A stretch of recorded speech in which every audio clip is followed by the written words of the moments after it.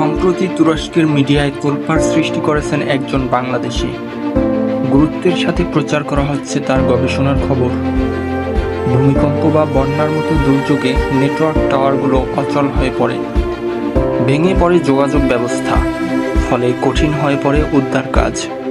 সম্প্রতি এই সমস্যার স্মার্ট সমাধান দেন বাংলাদেশি গবেষক ডক্টর শাহিন শাহ।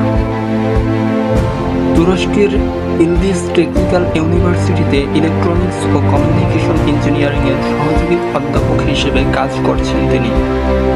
মোবাইল টাওয়ারকে বলা হয় নেটওয়ার্কের বেস স্টেশন। এক একটি টাওয়ার 2 কিলোমিটার এলাকা জুড়ে কভারেজ দেয়। দুর্যোগে এগুলো অচল হয়ে পড়লে সেখানে পাঠানো হবে ড্রোন। এক একটি অচল টাওয়ারের জায়গা করে নেবে 5টি ড্রোন। অস্থায়ী বেস স্টেশন হিসেবে কাজ করবে ড্রোনগুলো, হাজারো প্রাণ বাঁচাবে এতে। ডক্টর শাহিন শাহর কৌশলটি ব্রন্স জার্নালে প্রকাশিত হয় 2023 সালে। ইতিমধ্যেই তার গবেষণা নিয়ে যৌথভাবে কাজ শুরু করছে ইলদিজ বিশ্ববিদ্যালয় এবং তুরস্কের বিজ্ঞান প্রযুক্তি গবেষণা পরিষদ। প্রাথমিকভাবে সফল